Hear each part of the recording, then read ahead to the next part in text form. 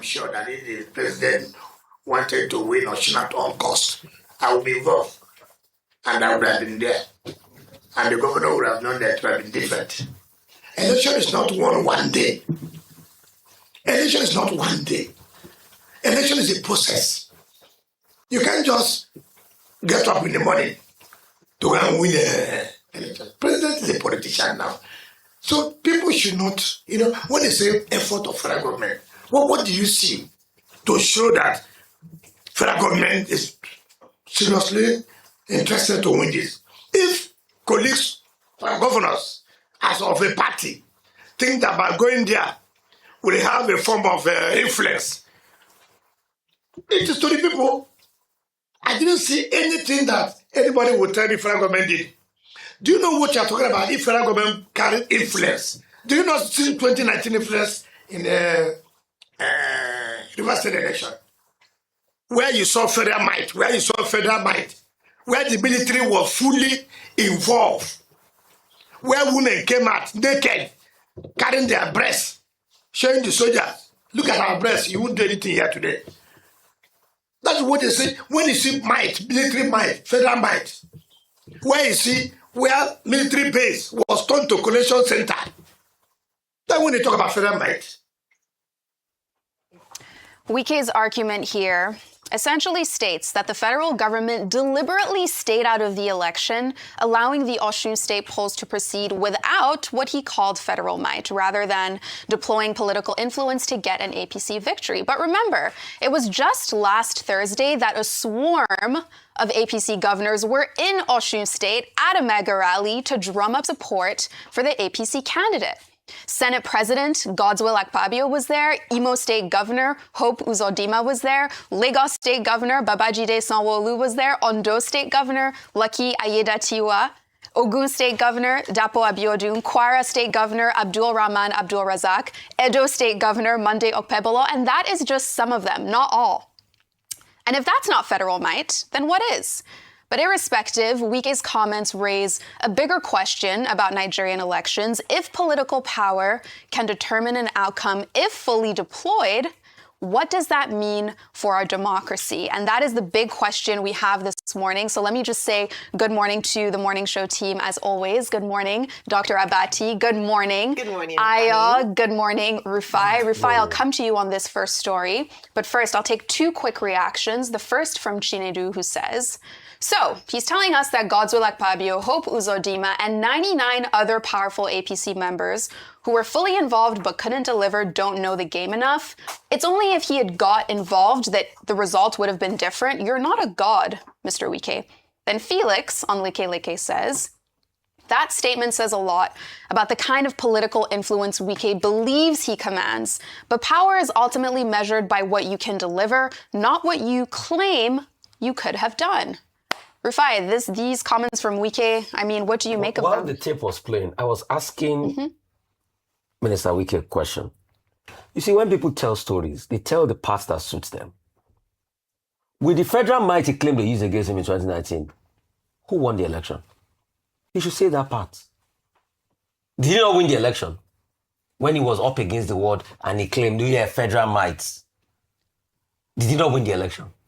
So does it not mean that people can win federal might? That's exactly what happened in Osun State. And you see all of this narrative that they are trying to change. You see, like I said yesterday, Anise, there's something called stages of grief. The first stage is denial. The second stage is anger. It's when you now pass denial and anger, you will now be going to acceptance stage. They have not accepted the defeat yet. It's stages of grief. The first stage of grief they are passing through is the denial. The denial is, we didn't use federal might. If we wanted to win, we would have used federal might. He's denying. They are denying the fact that the federal might failed. So they are using narrative to gaslight people that, there's no way we could have lost. It's the federal might. We didn't use the federal might. Federal might that they boldly used everywhere that we saw. So they are denying that they didn't use the federal might because they used the federal might and it failed. So it's a first stage of grief, denial. They don't want to accept. They can't fathom that with the over 110 billion as alleged by Devido and all the calling to bring down his tweets that they did, and all the influence that they did, that he failed. So they cannot accept that Ojutowo 50,000. They cannot accept that Ojuti influence. They cannot accept that with the fact that the IREF stopped uploading for 5 hours. They cannot accept that with the fact that they've not ensured that local governments release all this while. Yes. They cannot accept that with all that they did, that the people stood tall and they won. So that denial is still there. So when they are in their stage of grief called denial, then they gaslight people because they can't accept how the federal might failed.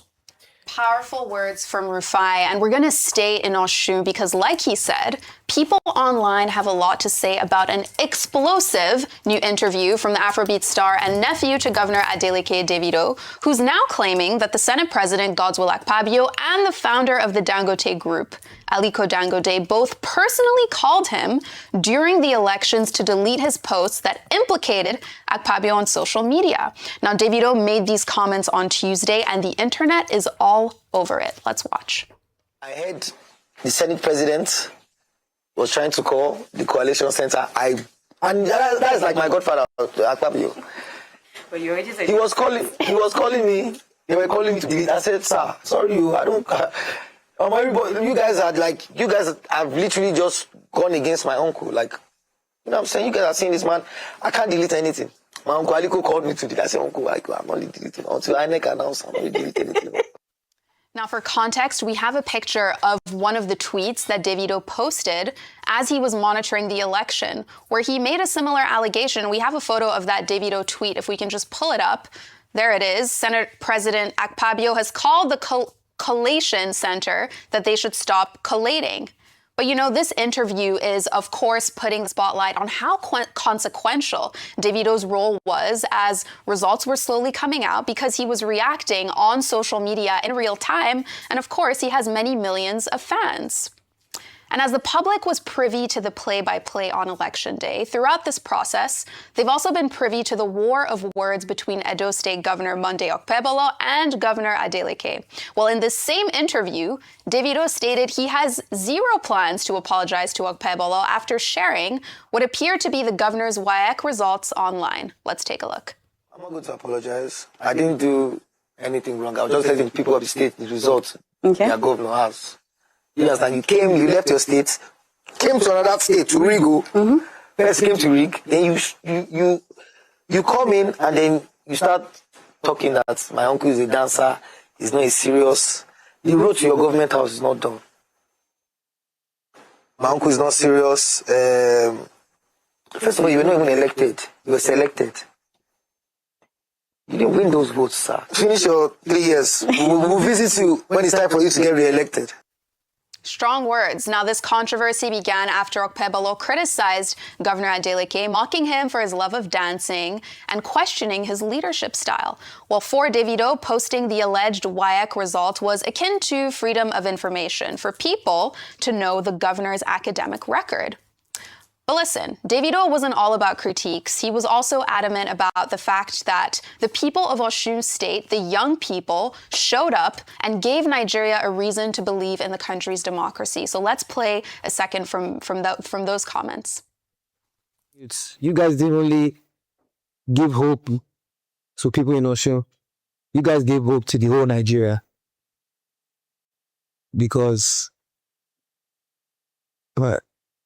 if this had gone the other way, I think Nigeria would have actually given up on what they call free and fair election. Now, Ayo, this is a powerful statement about the future of Nigeria, and what Devido expressed about the younger generations was inarguably palpable both online and in person, standing in line at the polling stations. But this was such a big interview. Devido has become so central and critical to the conversations around what happened in Osun State. It's almost as if he's the governor-elect or the deputy governor, but he's spoken up very. Who is the deputy governor? He's a very humble man. Put it that way. He was actually involved in the process. Yeah, he was. He was actually there when the result was announced. I remember that. And Governor Adeleke brought And it him was out. the one that received by Babasunjo when he came visit. We are not hearing There have a lot of been his name. criticisms. That's just- How many deputy governors do you hear from? The governor shines. The deputy governor steps in when there's a need to. True. But well, the truth is Please that just mention his name so that we give him some due recognition. Talk about his name, please. all right. Mr. Dewis. Mr. Dewis. There you go. Good. No, thank you. Thank you, Rufai. Okay, let me talk about Davido's interview. Yes. And, earlier on when we were talking about the winners and losers based on the piece by This Day newspaper, just detailing, of course, Devido was one of the winners listed. And in my notes, I didn't say it earlier, that I believe that in the spirit of sportsmanship, like Dr. Matia said earlier, it should be magnanimous in victory. However, it should also be an opportunity for truth-telling. Even though he said he didn't delete tweets, he did delete some tweets. He deleted tweets about President Bola Ahmed Tinubu and tweets about the APC based on what his uncle, the governor, said was a phone call saying that they were going to support Tinubu. So it's still a game of politics at the end of the day. But did he play a critical role? Absolutely. I do feel that based on this, they'll be showing him, tongue-in-cheek, they'll be showing Sheyi Tinubu, see your mate, see what he did in Osun State. This is what a son of the house, a young man of the house who can mobilize young people can do. And so, Sheyi Tinubu has a huge task ahead of him based on what Davido has done. But some of the statements he made, giving kudos to the young people in Osun State, absolutely. Earlier on, I said the biggest winners, and which wasn't identified in this day list, are the Osun State people, especially the young people and women. And these are usually groups that come out during elections alone and do not even bring in their bargaining power because of the influence they wield during election season. And so this is a rallying call just to double down on what Devido, who has shown himself as the leader of the youths in Osun State, that the elections in 2027 could very well be decided by you, young people in Nigeria. You already hold the ace in your hands because you make up the highest number in terms of PVCs collected, registered voters, and the population of Nigeria. Also, the future belongs to you. And so you cannot just sit down on Twitter, on X, on social media and complain alone. It is time for you to put your words into action. I've heard many of them saying, I'm not coming out for the elections, I'm not interested, but you have to be interested in the elections. This is your future. And so I'm hoping that what Osun State has demonstrated, like Devido had mentioned, would be a boost to them to come out and have confidence in the process again. Absolutely. Young people need to be involved. It's your country and your future. But speaking of Okpebolo, a young man in Edo State is now trending after a video came out on Tuesday showing a very chaotic roadside scene. Now, in this clip, the man stands by a major truck accident where hundreds of drinks have spilled and scattered on the ground, blatantly saying that this is the same road that Governor Monday Okpebolo used to go to Osun State to campaign for the APC candidate. Let's take a look. 15 trillion naira, where the money they go? If we carry all those road, money do this road now, this road don't go good. Okpebolo, now here you pass go Osun State, oh. Now here you pass go Osun State. You go pass and come back again. I wish that today they come back when you can see. Your state no road, straight now they do. I better call that for me, Jare. And as conversations develop around the lessons learned from Osun's elections, former President Goodluck Jonathan is weighing in, writing in a detailed X post on Tuesday that it's not normal for groups of governors or senior party leaders to all troop into a state and campaign on behalf of a candidate during elections. He writes in part on X, "The practice where serving governors and other functionaries accompanied by aides raises an issue that demands national attention. The conduct witnessed around the elections in Osun, Ekiti, and Ondo was, in my view, unusual. There's a point at which mobilization, particularly when it involves the overwhelming presence of serving governors, senior officials, and powerful political actors, can create an atmosphere of apprehension, intimidation, bullying, and undue pressure. What happens when each party seeks to match political power with political power, governmental influence with governmental influence, and mobilization with counter-mobilization?" The former president went on to call on the National Peace Committee to provide a platform to figure out the standards that will protect Nigeria's democracy, because in his eyes, what the country saw in Osun, Ekiti, and Ondo should not be replicated anywhere else. And Dr. Abati, I'll come to you on these stories, but meanwhile, It comes as key presidential candidates, including Nigeria Democratic Congress presidential candidate Peter Obi and African Action Congress Omoyele Sowore, officially signed the National Peace Accord on Tuesday in Abuja. Now, President Tinubu was represented by the Secretary to the Government of the Federation, all of them affirming that Nigeria must move forward in peace and harmony. It comes as Obi went even further, calling on all Nigerians to reject any candidate who so much as breaks this accord. And, within the last 2 hours, Obi also did a post on X where he said those seeking to be addressed as His Excellency must behave excellently, which I thought was interesting. But, Abati, it's a lot, but your take on all of these stories. Okay, yes, I agree with Mr. Peter Obi that those who seek to be addressed as His Excellency should act excellently. But has that been the case in Nigeria? But as some kind of admonition, as some kind of expectation, that is in order. We expect the highest possible standards of behavior, of conduct, of comportment from those who seek to lead us. After all, the mantra is that it's better to lead by example. When you lead by example, then of course the followership can take a cue in that regard. And as for the peace accord, yes, of course, I commented on this earlier on. That when the National Peace Committee was established in 2014, ahead of the 2015 general elections, it was within the context of the threats abroad at the time by members of the opposition that the country will be burnt down if victory was won by the incumbent People's Democratic Party government at that time. And it was on the back of that elder statesmen and women, leaders, voices of reason, leaders of thought, came together and set up that National Peace Committee with General Abdulsalami Abubakar as the chairman. I already listed some of the names of persons who were there. I don't want to repeat myself. And that National Peace Committee has been very consistent since then in making sure that every election cycle, people are reminded to be of the best conduct, to give democracy a chance, to conduct a peaceful process, just as President Goodluck Jonathan had already also again amplified. Now, his point is that in Osun State, he commended the process in Osun State, that it was peaceful. But one of the things he pointed out that, he rather condemned, that he found unusual, even if there have been instances in the past, 2013, 2014, which he discouraged immediately as president, is this idea of 22 governors, 57 lawmakers, all living different parts of the country, all abandoning Abuja and trooping to one place where election is starting and then driving all over the city. Absolute waste of money. You needed to have seen the parade, both the political parade, the military parade, the paramilitary parade. Okay, that of the military and paramilitary ahead of the Osun election. You can perhaps understand where they're coming from, just to let the people know, that we are on the ground and we will not tolerate any kind of impunity. But how about people from Edo who were parading on the streets of Osogbo?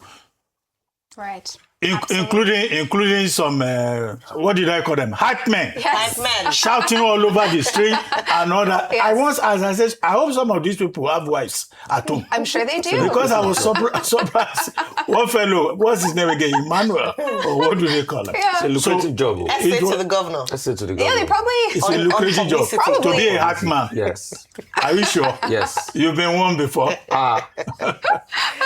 But in any case, the gentleman who was criticizing Governor Okpebolo, saying, he traveled on this road to Osun. That's a federal road. Yes.